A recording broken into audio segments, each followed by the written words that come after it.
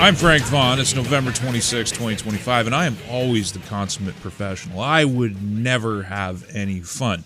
On a serious note, would you guys tolerate, on a temporary basis, here and there, a reduction in the audio and visual quality of this program if it meant that I could continue doing it when I'm not in the office on the occasions that I'm not? Let me know in the comments section. We have to start out today in an unlikely location discussing the politics of cow farts. This isn't a put on. I'm having a really hard time talking about this because this world is absurd. It's clown world. The things that we are doing, humans thinking, having the hubris to believe that we have to regulate the farts of animals to save the planet. It doesn't get any more ridiculous than this. The headline is Dead Cows Don't Fart. This by Jonathan Turley. Countries raise concerns over methane reducing additive for cows. So in the name of fighting climate change, something we can't do, we're now adding something called Bovier, a methane-reducing additive designed to reduce bovine flatulence, a contributor to methane pollution. Cow farts were supposed to be reduced by the additive to reduce climate-harming pollutant. Climate-harming.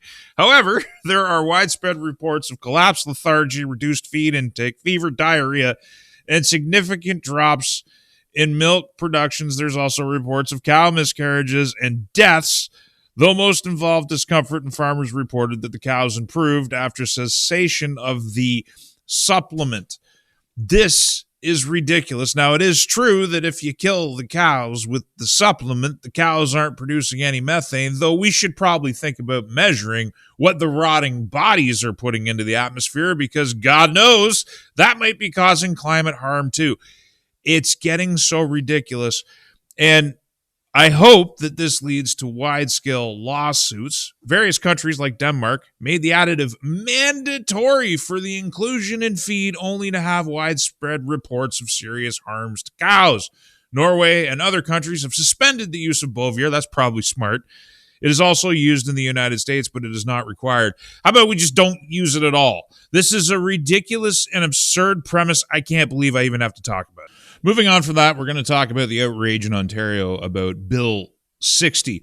I'm not going to get into all of the other facets of the bill because it's an omnibus bill. It covers a lot of ground. But what I do want to talk about is the idea of it undermining tenant rights.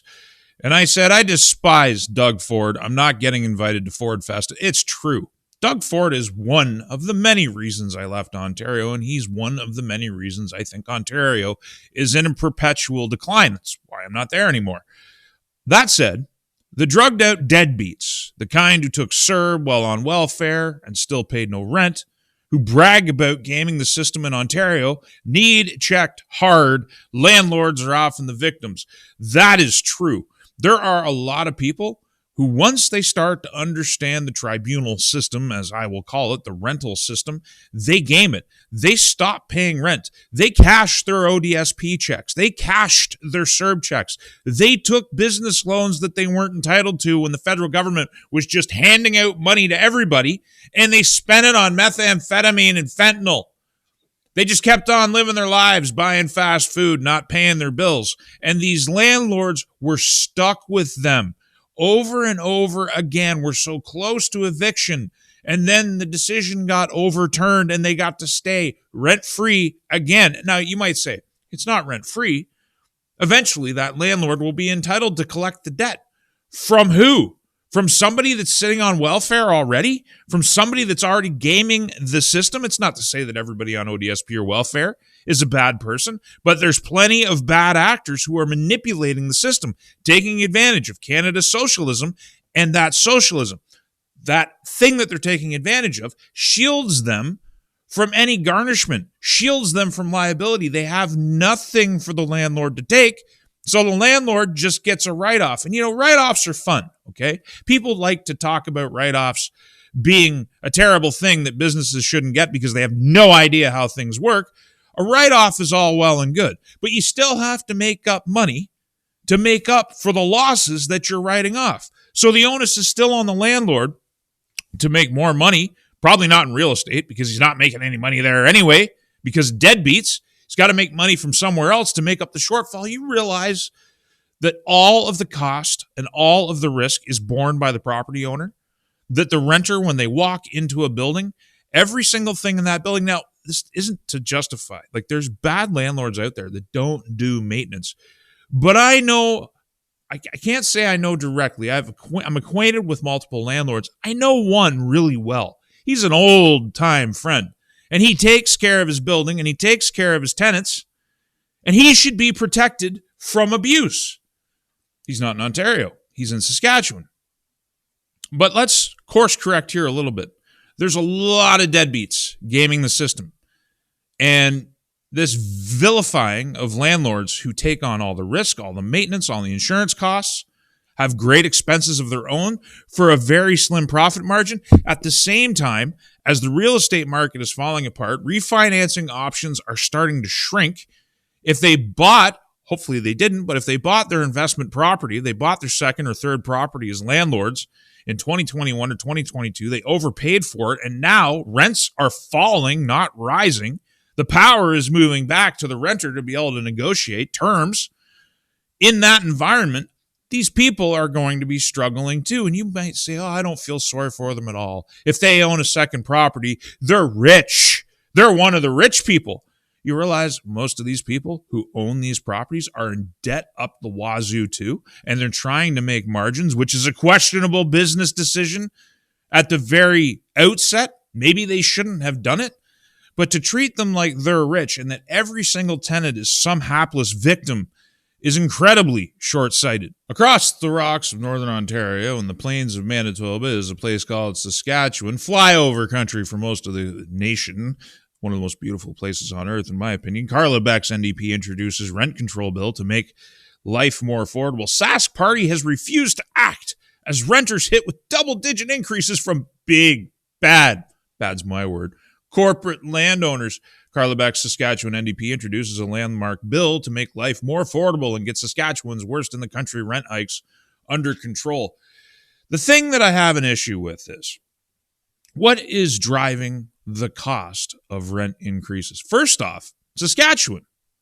Take it from me, somebody from Ontario, somebody who lived in Ontario most of my life and came here practically like a refugee because this is the only place I could afford to live, has some of the cheapest rents in the country. I mean, sure, if you're living down in Regina and you're living down in Saskatoon, you might be paying a little less than you're paying in Ontario. You're actually paying significantly less than you would be paying in Ontario, but you're certainly paying more than you would be if you lived in one of the small towns outside of the city. Rents in Nipawin, rents in Tisdale, rents in Melfort, rents on the other side of Prince Albert. All of these places, I look at the ads all the time. $850 for a two-bedroom apartment. There's probably 30-odd million Canadians who would love to be gouged for $850 a month for a two-bedroom. I mean, come on. But there is an underlying issue here. Rents are going up. Affordability is going up. The problem I have, she quotes, Bill 608, the Rent Control Act, would tie maximum rent increases to the CPI, stopping big corporate landowners from increasing rents by unreasonable double-digit amounts every single year. The CPI is a fake metric, Carla. You shouldn't even be looking at the CPI. You should be looking at real inflation. If you did, you would understand why rents may be going up. It's not just corporates. It's anybody that holds property that are renting to tenants. They're all faced with the same rising costs of maintenance and living, rising taxes. Did you hear, Carla, that I believe it's Regina is looking at a 12% property tax increase on everybody that lives there just to maintain the current level of terrible service that they're already enjoying? Garbage all over the streets, criminals everywhere, fence zombies, which you don't seem to have a problem with, all over public transit. You think that getting them clean is some kind of crime against humanity. I don't know if you're now or still an advocate of safe supply and needle exchange programs, but these are some of the underlying problems that aren't mentioned anywhere in this article. Saskatchewan is like the Wild West of big corporate landlords after 18 years of the Sask Party. Our province deserves a future where everyone that works hard can afford to put a roof over their head. Well, outside of the cities, you can. There's a lot of cheap places. Do you know in Saskatchewan, for the viewer in Canada, because this only sells, I think, to certain people here in the province who don't understand what's happening outside of Saskatchewan. So let me enlighten you a little bit. You can get $50,000 homes in Saskatchewan. Sure, they're fixer-uppers, okay? They're going to be dated, probably from the 1950s. You're going to have some panel board, maybe some walls with holes in them and doors that might be kicked in. You're going to have to do a little work. Maybe you got to put a roof on the place, but you can get in it. It'll keep you warm and dry for $50,000, $75,000. If you want to go a little higher, you can buy something for $100,000 or $125,000. That's actually in not too bad a shape. If you want to live in a palace, well, you can look at options $200,000 and over. Now, for somebody in Ontario, even with the collapse in prices that are being experienced, just beginning, by the way, look at yesterday's video if you want to learn about that, just beginning to be experienced by the people of Ontario, you can't buy a vacant lot for $250,000 or $300,000 outside of Toronto, an hour and a half, 2 hours outside of Toronto. You can't even get a lot. That's before you get permits or anything else. So realistically, Saskatchewan is one of the cheapest places in the country to live, and that might be one of the reasons why Saskatchewan is bucking the trend on real estate values so far. Vancouver's in decline, Toronto's in decline, the major urban centers are in decline, Ontario's in decline, delinquencies are going up. I've showed you the statistics. We're in deep trouble, but Saskatchewan, real estate values here are steadily climbing. Like, things are actually not too bad here. Still cheap, but there's still a return to be had in a real estate market that's tanking overall nationally. I just wish that they would tell the truth. I wish they'd paint the full picture. The Sask party needs opposition, but it doesn't need dishonest opposition, which is incomplete. And to bring this whole point together, the cost of doing business in Canada overall is going up. Your lumber's more expensive, your paint's more expensive, your food is more expensive, your taxes are going up.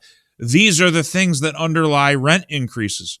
And when the government wants to come in and produce some kind of draconian rent control, I'm not sure that's going to help the problem, because it hasn't helped the problem in the other provinces. Rent, for those of you who don't know, is still out of control in Ontario. In spite of the changing dynamics in the environment, it's fluid. It might actually improve for at least some people.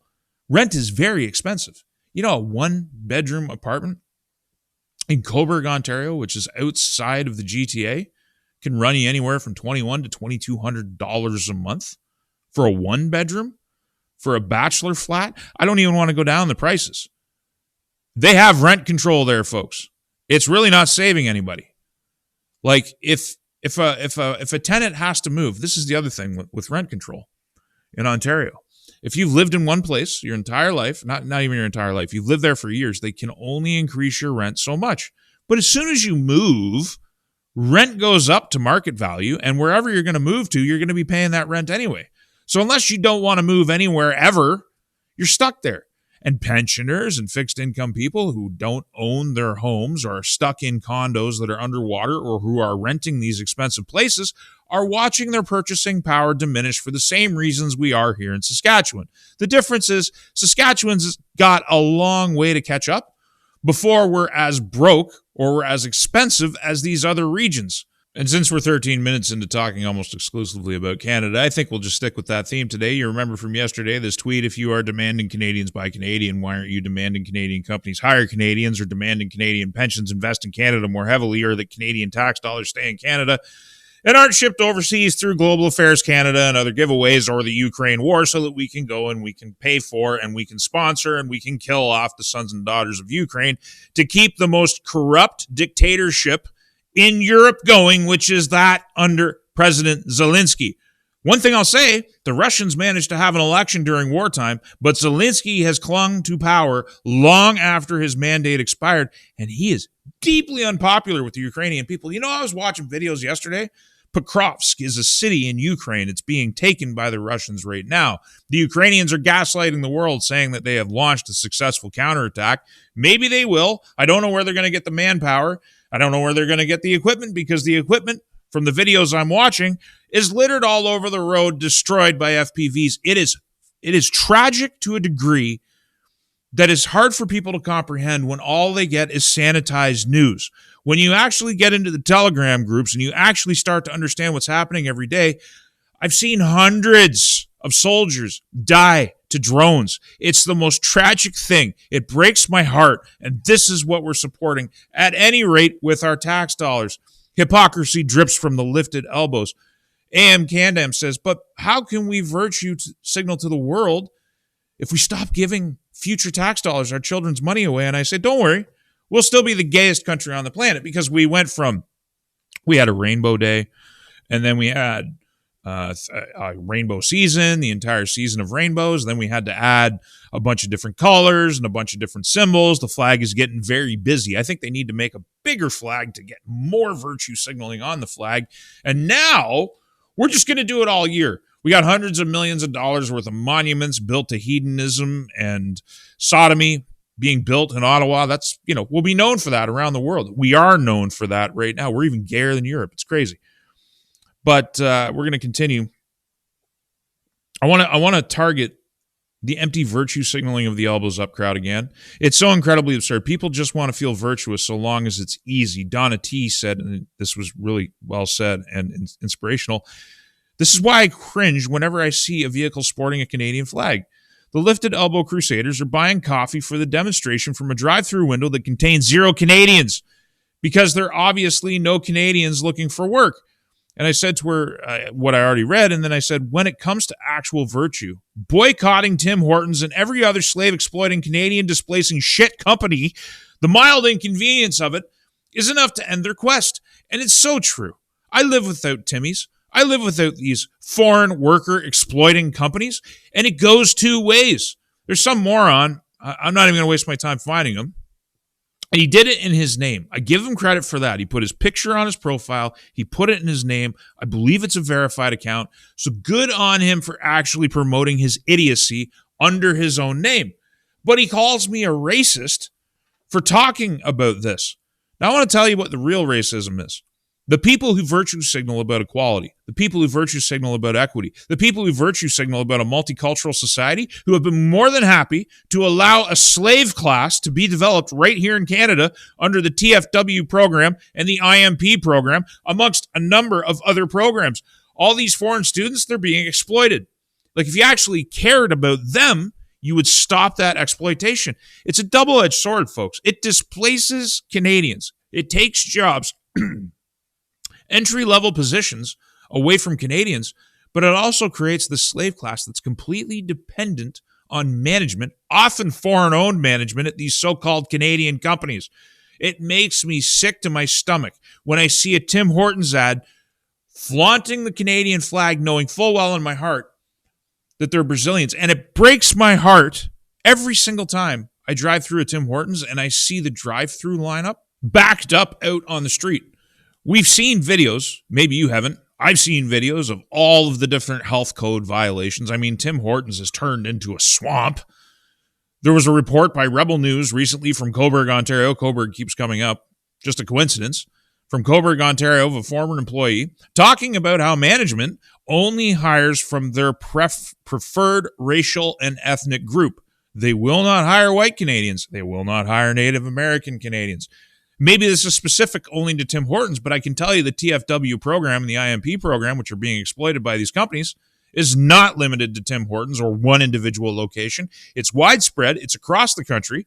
These people are working hours, often not getting paid for all those hours, and they're under the constant threat of being deported by their managers, who are often foreign. It sucks. There is this idea that these patriots, by frequenting Tim Hortons, are going to Canadian Tire, or buying their French's ketchup, or eating their coffee crisps, which are produced by Nestle, a Swiss company. The profit leaves the country.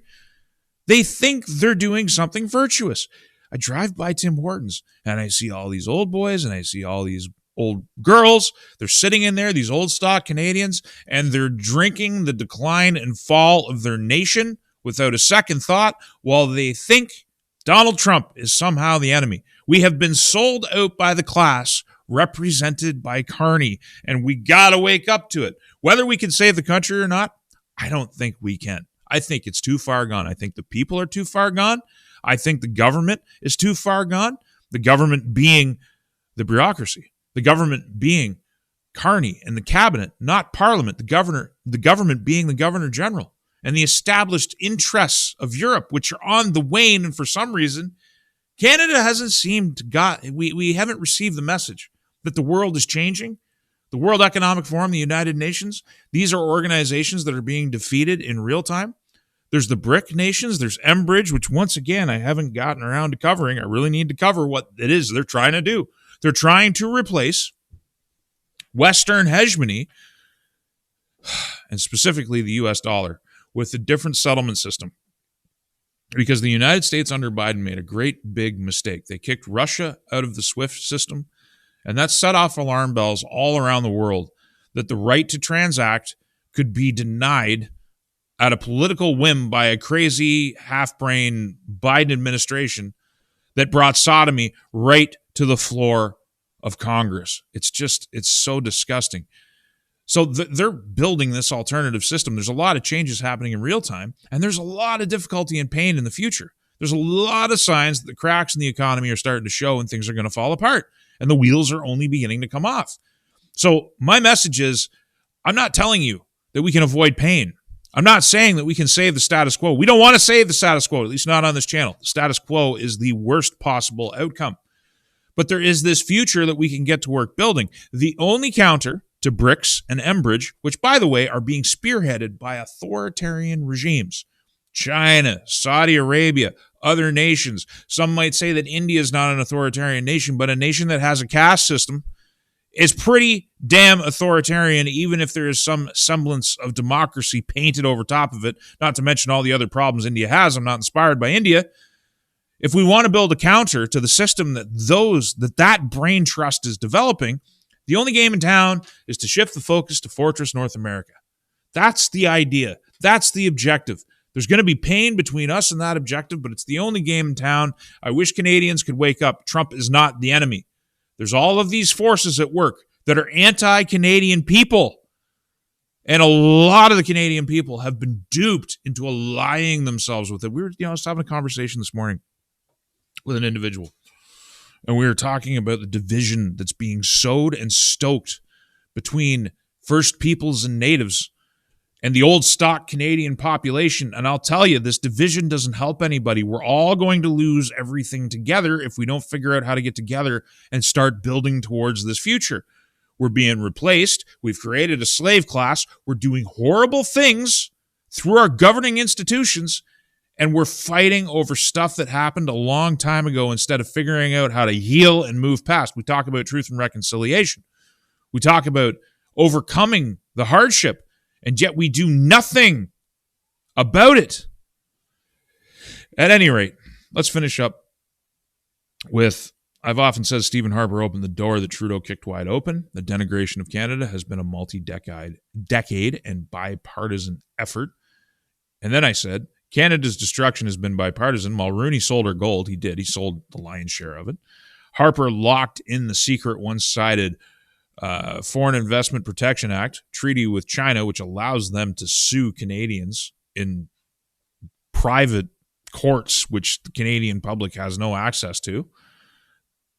And I want to remind people, since the People's Party of Canada is following me these days, that Maxime Bernier actually wanted the FIPA to be stronger, criticized Justin Trudeau as recently as 2017 and 2018 for not moving fast enough to create a free trade arrangement with the Chinese, who have overrun our country with drugs and crime. They're taking over. It's not some kind of hyperbole. It's established fact now, admitted by the bureaucracy itself. And I don't know, the elbows up people drinking their Tim Hortons coffee don't seem to understand that the erosion of the nation has nothing to do with the United States, or at least very little. Every single one of these people advanced the World Economic Forum UN agenda. Carney is on another level, but we should remember the roots. And it is important to remember, Harper opened the door. Justin Trudeau kicked it wide open. And then Carney stepped through a wide open door to finish the deal. But we shouldn't be bipartisan. We shouldn't be saying, oh, the Conservatives have always been great, and we've always had great governance under the Conservatives, pretending that Mulroney was some kind of hero, or that Stephen Harper. Sure, the years under Stephen Harper look good in the rear view. It looks better. And I remember living in that time thinking that Stephen Harper's 250,000 immigrants a year number was absurdly high, because it was. But it was a record, by the way. But it was nothing compared to what came next, which is why in the rear view, everybody would love to just go back to those quaint old days. But I do wonder, if Harper was still in office, how different would things be today? In my honest assessment, I'm not sure how different it would be. And forgive the smile, it has nothing to do with what I'm saying. My daughter is singing at the top of her lungs just outside the office door, and it's hilarious. At any rate, I just want to say, answer the question whether it would be all right if I was out of the office, if I still recorded these, even if it was a reduction in audio video quality. I really want to know about that. And for everybody who likes and shares and does all the things, I want to tell you that I appreciate it, because we're not monetized. We don't get the benefit of the algorithm. We don't get the push. And that's one of the choices that we've made, and I'd like to continue with it. And those who do support the channel really like the idea of ad-free content. And if you like the idea too, please consider supporting it via the website so that we can keep this ball rolling. I'm Frank Vaughn. I'll see you in the next one. Did you know that I have a website? frankvaughn.ca, the ultimate repository for all of my work, and a backup location just in case the censors come for me again. And if you like the content, please consider using the donate link in one of the options available. There are no paywalls, there is no advertising, and there is no Patreon, and I intend to keep it that way. Thank you for your time and your consideration.